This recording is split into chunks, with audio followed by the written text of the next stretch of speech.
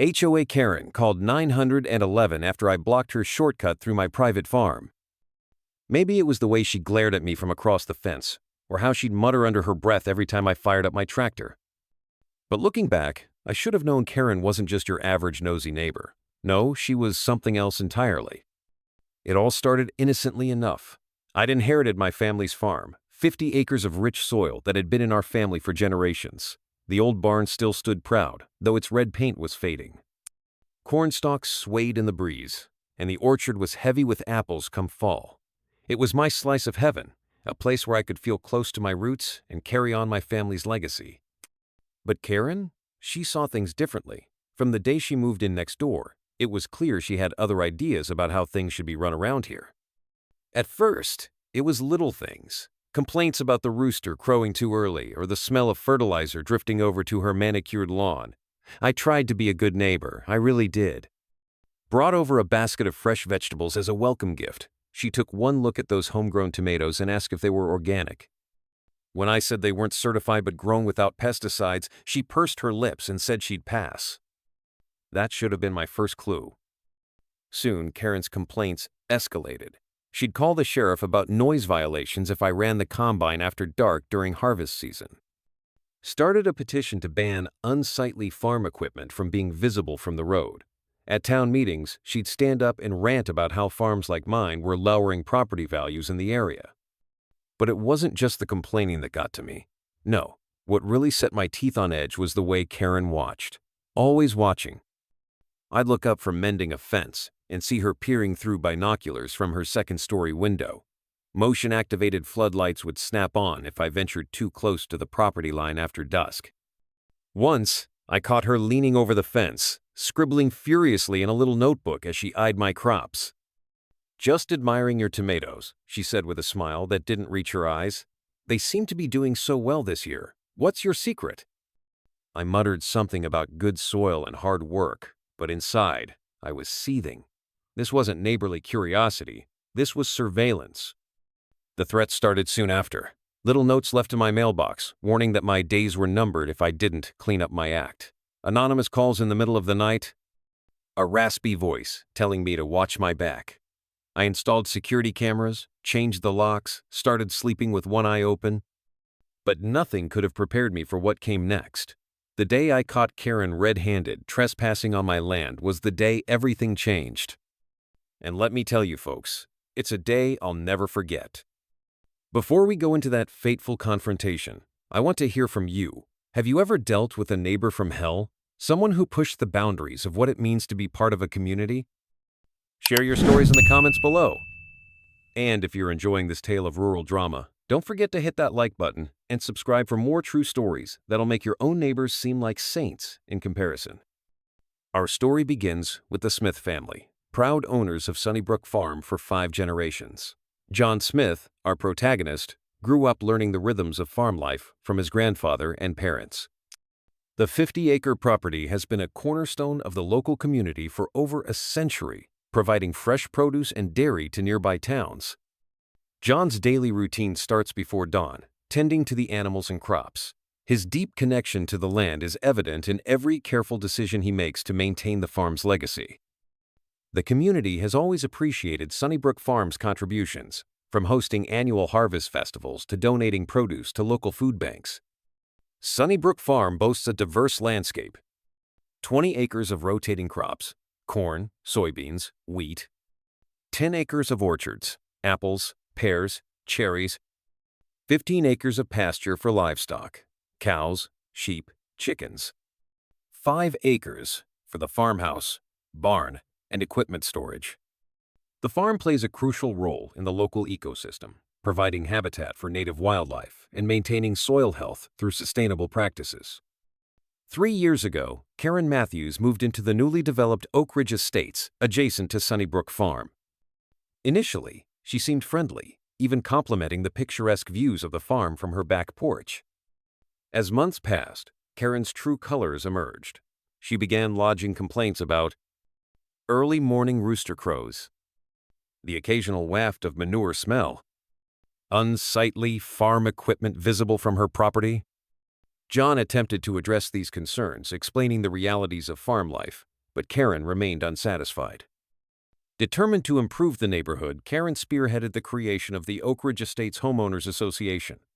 She lobbied aggressively to include Sunnybrook Farm within the HOA's jurisdiction, despite its pre-existing status and agricultural zoning. John found himself embroiled in a series of legal skirmishes as the HOA, led by Karen, attempted to impose their rules on Sunnybrook Farm.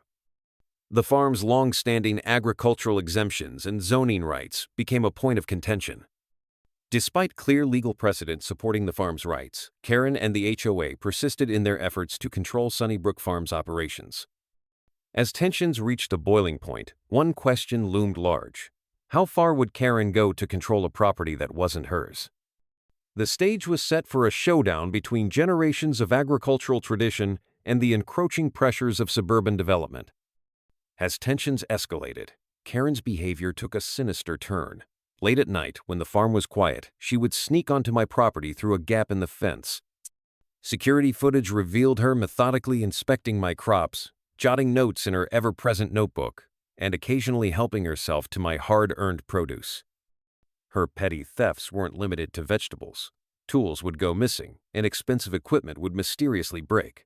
It was clear that Karen was not just trespassing but actively sabotaging my livelihood. Determined to catch her in the act, I invested in a state-of-the-art security system. Hidden cameras were strategically placed around the property, their lenses trained on key areas. The system was designed to send real-time alerts to my phone, ensuring I'd never miss a moment of Karen's illicit activities. One crisp autumn morning, my phone buzzed with an alert. Heart pounding, I watched the live feed as Karen slipped through the fence, basket in hand. She made her way to my prized heirloom tomato patch, carefully selecting the ripest fruits. As she filled her basket, her smug expression made my blood boil. Enough was enough. The next day, I reinforced the fence, closing off Karen's access point. I installed no trespassing signs at regular intervals, making it impossible for her to claim ignorance. The property line was now clearly defined and secured.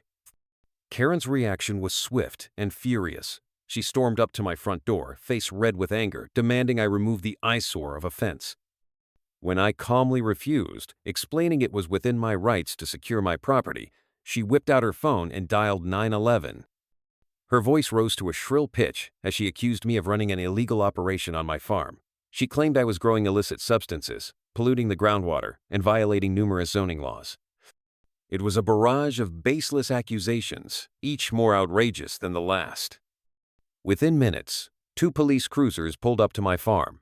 The officers, looking somewhat skeptical, approached me for questioning. They explained they were required to investigate Karen's claims, no matter how improbable they seemed. As we walked the property, I calmly answered their questions, explaining my farming practices and showing them the relevant permits and certifications. The officers were professional, but seemed increasingly annoyed at what was clearly a waste of their time. With the police now involved in our neighborhood dispute, would justice finally be served? Or would Karen's false accusations somehow gain traction, threatening everything I'd worked so hard to build? As the police officers were wrapping up their inspection, I took a deep breath and said, "Officers, there's something you need to see." I led them to my office and pulled up the security footage on my computer. The crystal-clear video showed Karen sneaking onto my property, pilfering vegetables, and even tampering with equipment.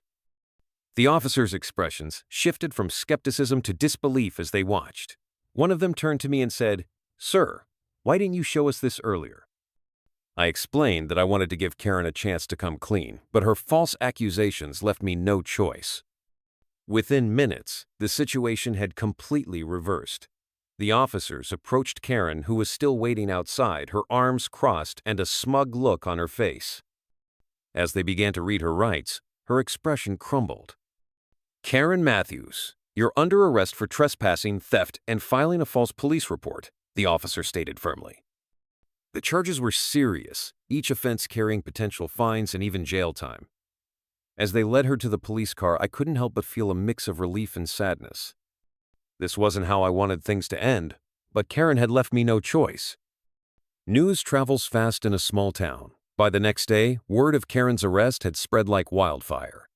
To my surprise, Neighbors I'd barely spoken to before started showing up at the farm, offering words of support and even volunteering to help with chores. "We always knew something was off about her," one longtime resident told me. "But we never imagined it would go this far. We're just glad the truth came out." The fallout from Karen's actions was swift. The HOA board held an emergency meeting and voted unanimously to remove her from her position. There was talk of potential lawsuits, not just from me, but from other neighbors who felt they'd been harassed or falsely accused by Karen over the years. As for me, I decided to press charges. It wasn't an easy decision, but I felt it was necessary to send a message that this kind of behavior wouldn't be tolerated in our community. With the cloud of Karen's harassment lifted, I could finally focus on the future of Sunnybrook Farm. The outpouring of community support gave me new ideas for expansion. I started planning community garden plots, educational programs for local schools, and even a small farmer's market on the property. This farm has been in my family for generations. I told a group of neighbors who'd gathered to help plant a new orchard. But it's never felt more like a true part of the community than it does now. As the dust settled, I found myself reflecting on the importance of property rights and standing up to bullies. It would have been easier to give in to Karen's demands, to let her dictate how I ran my farm. But by standing firm and knowing my rights, I not only protected my livelihood, but also helped expose a threat to our entire community. As we look to the future, one question remains. How can we protect our communities from those who abuse power? It's a complex issue, but perhaps the answer lies in the very thing that helped me through this ordeal: a strong, supportive community that stands together against injustice. As we wrap up this incredible journey, I want to take a moment to speak directly to you, my viewers. This experience has taught me the vital importance of knowing your rights and standing up for what's right, even when it's difficult. I encourage each of you to educate yourselves about local property laws and zoning regulations. Knowledge is power, and understanding your rights can be your best defense against unjust accusations or overreach. Support your local farms and farmers. We're not just growing food, we're preserving a way of life and maintaining important ecosystems. Visit your local farmers markets, join a CSA, or simply stop by a nearby farm to learn about their practices. Get involved in your community. Attend town meetings, join local committees, or volunteer for community projects. A strong, engaged community is the best defense against those who would abuse power for personal gain. Document everything. If you find yourself in a situation similar to mine, thorough documentation can make all the difference. Keep records, save correspondence, and don't be afraid to invest in security measures if necessary. As I stand here today, looking out over the fields of Sunnybrook Farm, I'm filled with a profound sense of gratitude. Gratitude for the land that has sustained my family for generations, for the community that rallied around us in our time of need, and yes, even for the challenges we faced. This ordeal with Karen tested me in ways I never expected. There were moments when I considered giving up, when the constant harassment and legal battles seemed too much to bear. But through perseverance, documentation, and the support of my community, we not only overcame this challenge, but emerged stronger for it. Remember, injustice thrives in silence and isolation. By speaking up, standing firm, and supporting one another, we can create communities where everyone's rights are respected and where the Karens of the world can't gain a foothold. As we move forward, let's carry these lessons with us. Let's build communities based on mutual respect, understanding, and support. And let's never forget the power we have when we stand together against injustice. Thank you for joining me on this journey. If this story has resonated with you, please share it with others. Let's spread awareness and inspire more people to stand up for what's right. Please don't forget to like, comment, share, and subscribe.